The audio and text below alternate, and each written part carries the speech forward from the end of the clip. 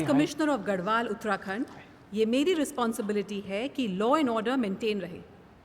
एक civil servant की life में बहुत सारे इमोशनल चैलेंजेस भी आते हैं, पर कोई कंफ्यूजन नहीं होता। हेल्प के लिए थैंक यू। कॉन्स्टिट्यूशन आपको रास्ता दिखाता है। मैम, पॉलिटिशियंस का कितना इंटरफेयर रहता है?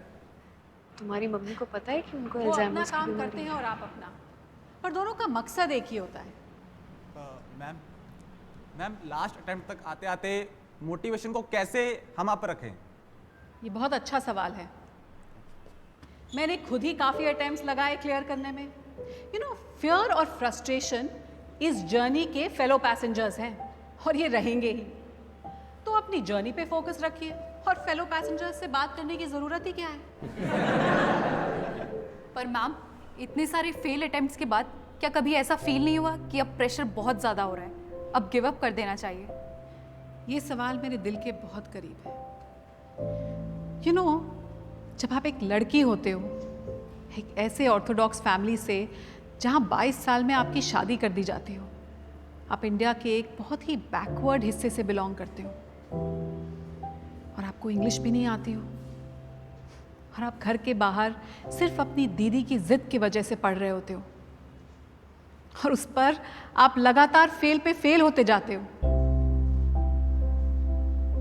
तो हाँ, हर रोज लगता था कि गिव अप कर दूं, और शायद कर भी देती, एक्चुअली डेफिनेटली कर देती।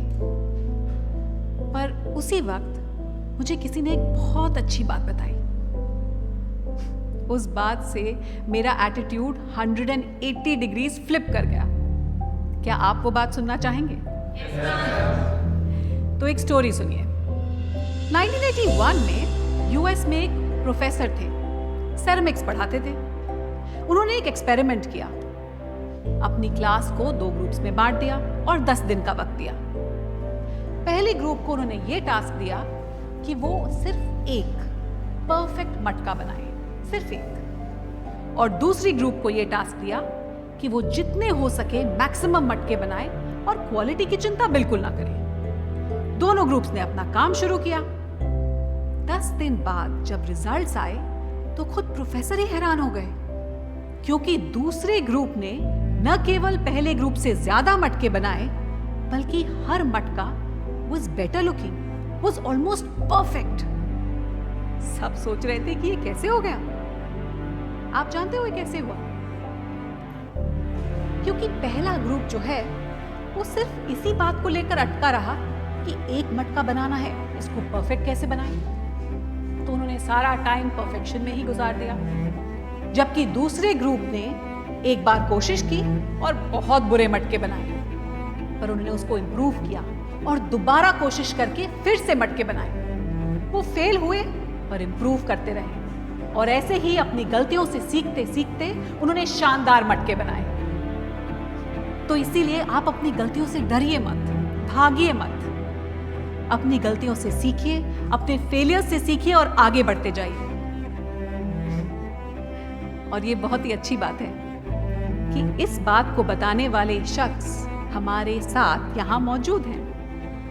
पर आप उनसे पहली बार मिलोगे ना तो लगेगा जिंदगी बहुत ही होपलेस है। पर Prakash sir, it worked for me. बेटा यू वर लकी। अगर ये पॉटवेयर एक्सपेरिमेंट मैंने पहले पढ़ लिया होता तो मैं भी अपना चौथा अटेम्प्ट देता, और फिर आज पोडियम पर तुम्हारी जगह मैं खड़ा होता। पर इट्स ओके सर। जो फेल होता है ना, वही बता सकता है कि कहां गलतियां न करें। कभी कभी आपका सबसे खराब खिलाड़ी देश का सबसे अच्छा कोच बन जाता है। क्यों? एवरेज प्लेयर ही बोलते थे बेटा। तो आप सब डटे रहिए, फेलियर से मत भागिए, क्योंकि फेलियर ही आपको सिखाता है और फेलियर ही आईएएस बनाता है। आप सब लोग पोएम्स तो पढ़ते होंगे मोटिवेट होने के लिए। तो मेरा एक फेवरेट पोएम, ये एक फेवरेट पंक्ति आप लोगों के साथ शेयर करती हूँ कि कौन कहता है आसमान में सुराख हो नहीं सकता। कौन कहता है कि आसमान में सुराख हो नहीं सकता। एक पत्थर तबीयत से उछालो यारो। हाँ,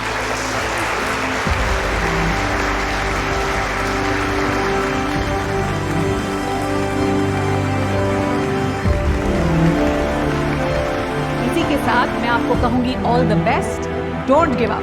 थैंक यू।